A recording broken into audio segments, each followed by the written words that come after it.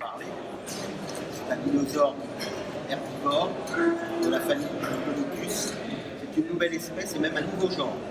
Vous avez dans le catalogue, ce qui vous avait été communiqué par Internet, un rapport assez ardu à lire, tout en anglais, qui vous présente pourquoi c'est pas telle espèce et en effet on est arrivé à la conclusion que c'est un nouveau génus, donc un nouveau genre et une nouvelle espèce. Voilà.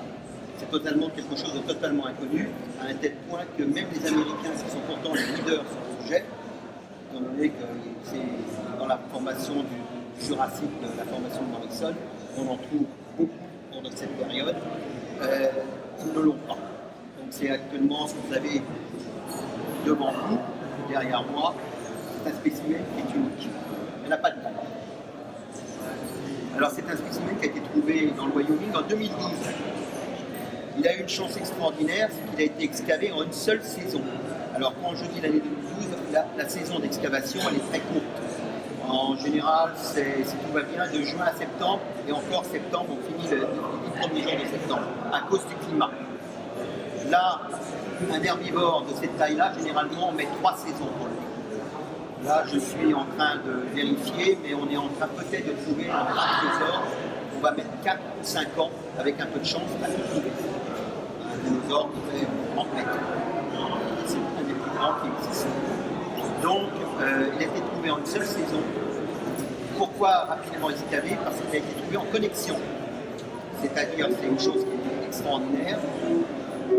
Les os, à fur et à mesure qu'on les découvrait dans le sol, ils étaient connectés les uns à côté des autres. Ça veut dire que l'animal, quand il est mort, pour moi et pour beaucoup de scientifiques, il a certainement été tué dans une coulée debout. Voilà. Il a été enseveli immédiatement, la fossilisation s'est faite immédiatement et il est resté dans la position, il n'a pas été disloqué par différents phénomènes dont les plaques tectoniques à cet endroit-là, etc. Et il est resté donc pratiquement dans la position où il est mort. Les paléontologues ont eu beaucoup de chance à le découvrir à fur et à mesure. Ça a été rapide. Il y a plusieurs choses extraordinaires à cause de cette fossilisation rapide. Il est complet à plus de 90%. Sachez qu'un sauropode en général, donc sauropodes, ce sont les dinosaures à grand cou et à petite tête, herbivores. Comment le savent? Je ne sais pas, mais bon, voilà. C'est les sauropodes. Ils marchent à 4 pattes, contrairement aux théropodes qui marchent sur 2 pattes, qui sont généralement les carnivores. Donc ce sont des animaux à corps massif, grand cou et toute petite tête. Ça, je vous ai expliqué après pourquoi ils ont des petites têtes. Donc cet animal a été trouvé dans le Wyoming en 2012 et a été excavé tout de suite. Ils ont pu 90% de ces os exceptionnels. J'allais vous dire justement que un sauropode en général, on a 50-60%, on est très content. Et on connaît certains spécimens comme par exemple l'Argentinosaurus qui est le plus grand. Il y a 20 ou 30% seulement qui a été découvert. Vous voyez, là on a un spécimen. Je vais vous parler du crâne. Alors, le crâne il a une particularité. Chez ces animaux-là, généralement il n'est pas découvert. On ne le trouve pas. Il ne se fossilise pas, ou il a été emmené par les charognards, ou mangé par le prédateur, s'il a été tué par un prédateur. Et comme le crâne est petit, avec des os qui sont très fins par rapport à un tibia ou même une griffe ou un fémur, la fossilisation est parcellaire. Tu vois, on ne se fait pas, s'il n'y a pas les bonnes conditions. Donc quand on trouve un crâne de sauropode qui fait entre 5 et 20%, c'est pareil, on est très content. Là, vous avez 70% du crâne. Il est même tellement intéressant que toute la masse cérébrale, la cavité cérébrale est présente.